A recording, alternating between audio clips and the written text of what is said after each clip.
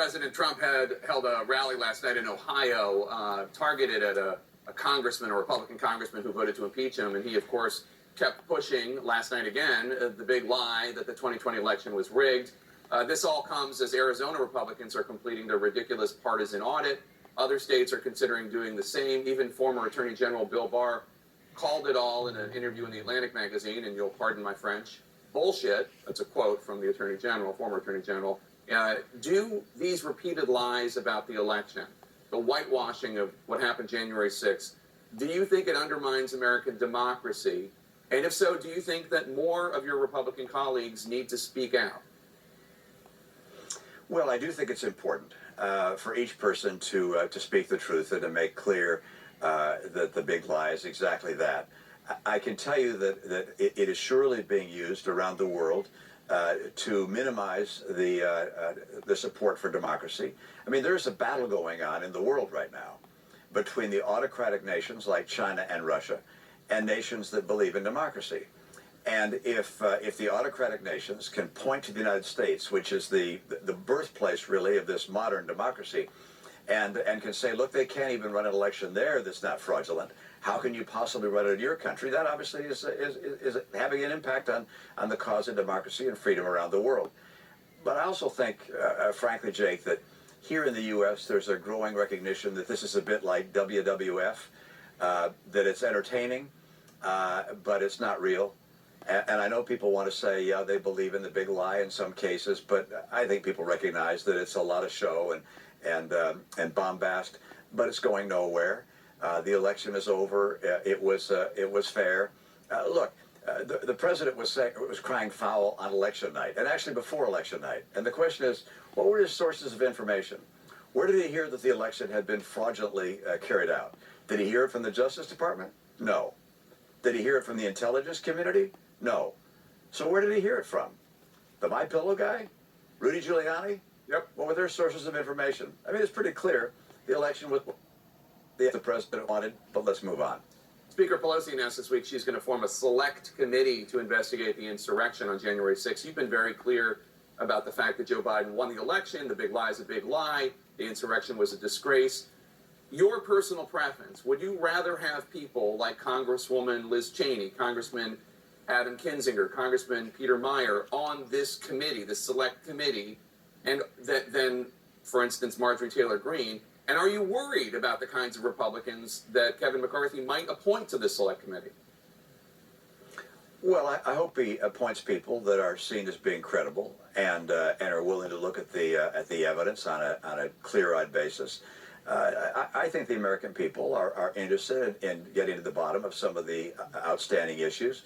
Look, as you know, I voted in favor of a bipartisan commission. I think that would have had more credibility. Just having a commission which is established under the Speaker of the House obviously leaves credibility in the lurch. And yet there will be an effort to look back at what happened on January 6th. I think there are questions that are appropriate to be evaluated. From my standpoint, one question is, why did it take so long for security to come to the Capitol and to rescue the Capitol Police that were battling away, and to make sure that the Vice President was safe and his family was safe, as well as other elected officials? Why was the delay so long? Why didn't the Pentagon, for instance, move more quickly? What happened in the White House? Why didn't action immediately occur to protect the Vice President? So these are questions I think people want to know the answers to. A lot has already been evaluated. The work that has been done by a Senate committee, 2 committees actually, that looked at this, I think was pretty comprehensive. But there are still questions that people want answered. And look, that was a terrible day in American history.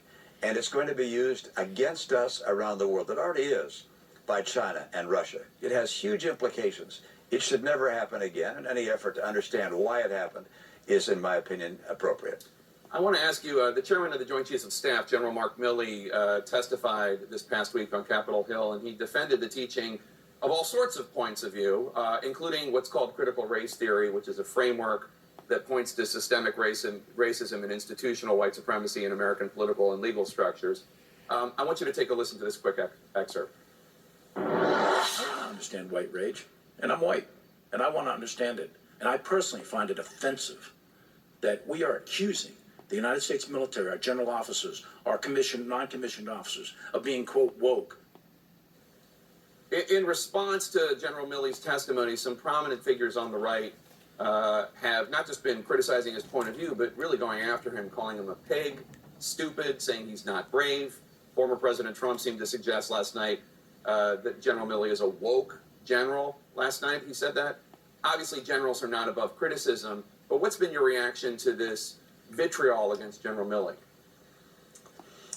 You know, General Milley is a person of extraordinary accomplishment and personal character and a brilliant man. I believe he was appointed during President Trump's term. That's right. By the president. And so he's someone in whom the President Trump, had confidence. And so I think we listen to what he has to say and weigh it appropriately. Look, I think it's very important for us as a nation not to, if you will, pour gasoline on racism of any kind. I think it's helpful for us to recognize that we come together when we express respect and love for other Americans, regardless of our differences. I think efforts to divide us and to promote racism are dangerous and awful. At the same time, I certainly don't want the federal government telling educators what they're allowed to teach in the classroom, any more than I wanted to see Common Core with the federal government imposing a curriculum on local schools. Look, parents should decide what kids are being taught.